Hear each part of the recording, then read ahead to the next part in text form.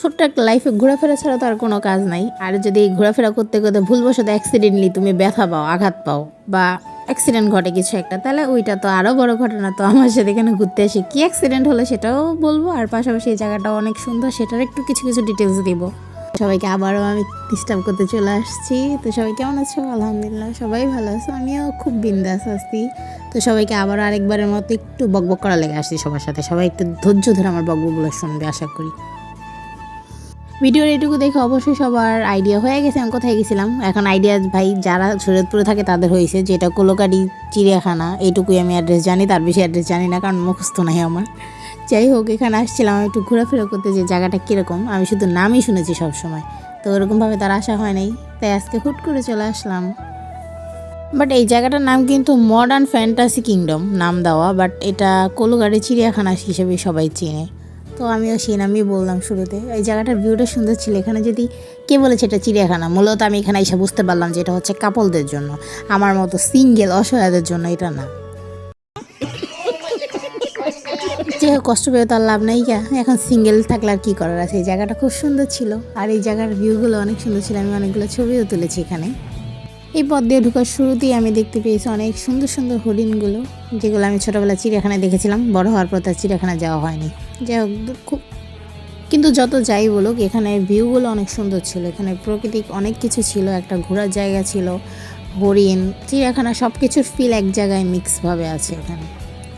আর এখানে কিছু রাইডও ছিল, বাট আমি রাইডে উঠি নাই, তাই এখানে আশেপাশে ঘুরে দেখছি, যেহেতু আমার কাছে শর্ট সময় ছিল। আর এখানে ছিল কিছু উট পাখি, সেগুলো দেখতে খুব সুন্দর ছিল। আর যদি কেউ ট্রেন দিয়ে ঘুরে তাদের জন্য তার একটু সুন্দর লাগবে।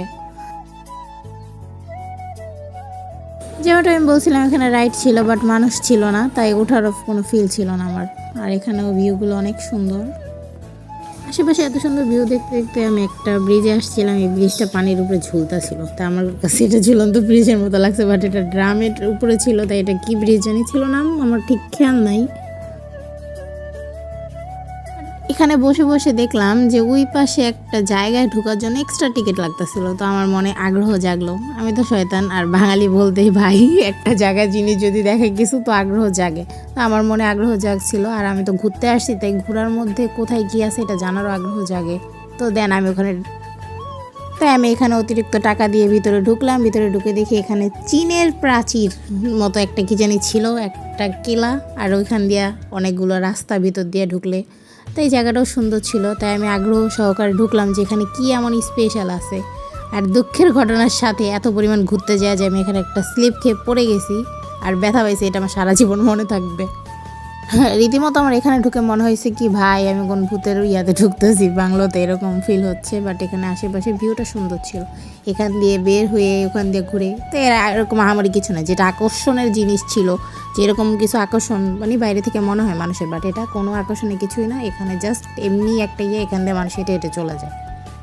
আমি তো প্রায় আহামরি আকর্ষণ মনে করি এখানে টাকা খরচ করে ঢুকছি, বাট এখানে আকর্ষণের কিছুই ছিল না। হ্যাঁ, ছবি তোলার মতো জায়গা ছিল, অনেক সুন্দর সুন্দর ছবি হয় এখানে।